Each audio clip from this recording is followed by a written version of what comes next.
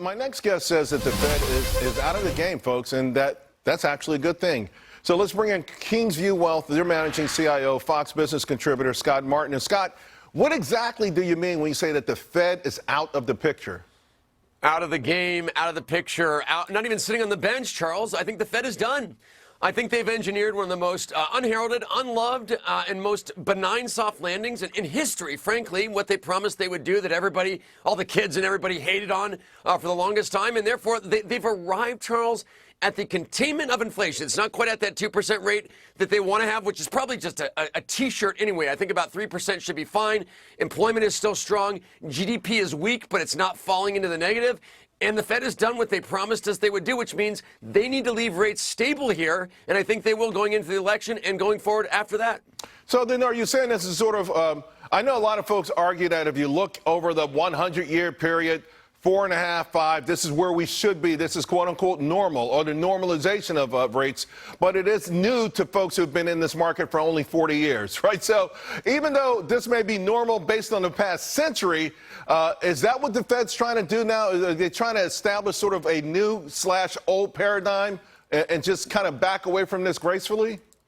Yeah, good call. I mean, another T-shirt slogan, as I seem to be in that mood today, is, how about normal for longer, boys and girls? I mean, this is crazy to think that the Fed's got to start cutting rates all of a sudden because, you know, the market's going to fall, or because commercial real estate, which this debt bomb in commercial real estate never seems like it's going to happen, is going to happen. And so, like, people are so worried that the Fed needs to cut rates down to what, 1%, 2%, maybe 0 again? It's ridiculous. And so the Fed being here at 5.5% rather, or so, and maybe lowering it to 4.5% sometime in the next 2 years, and using, Charles, those bullets in the gun for a real problem, not one that's actually manufactured via like bank failures and things like that you hear on some of the other networks that tell you that the sky is falling and the recession's coming. That's what we need to be worried about going forward, and the Fed is ready for it, I think. All right, and in the meantime, though, you're looking for some summer doldrums to kick in. Let's talk about ideas that you like, because I know you like food stocks here. Nestle's and Krispy Kreme, you know, this seems to buck a couple of trends. The food inflation trend and the drug miracle trend, right? That people are now saying, hey,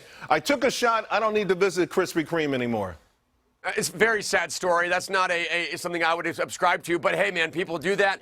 It's the weirdest thing, man. I'm talking about food again. There's this rumor going around that I love food, and I actually do. Nestle's one, Charles, where they're actually rolling out meals to people using Ozempic and some of the other drugs that are out there with regards to that crazy weight loss phase that's going on there. So Nestle's actually rolling out meals to these folks to get them to eat again, because a lot of friends of mine are taking those diet pills, man, and they're doing great. They're healthy, they're happy, but they don't eat. So actually Nestle is rolling out meals for that. And then Krispy Kreme donuts, man.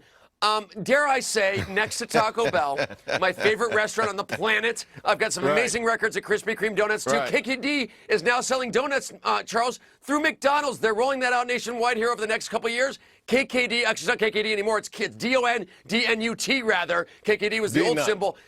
D-Nut, man. Yeah. D-Nut makes me think of some other things, but it's D-Nut. And here's the thing about donuts here. Donuts are wanted at McDonald's because their pastries stink. All right, as far as McDonald's goes. I got 30 seconds, my man. You veered us into a little bit of a gray area. You almost got us in trouble. We'll see. All right, listen, 30 seconds. I know you like advanced micro. Does that mean you don't like NVIDIA going into the close?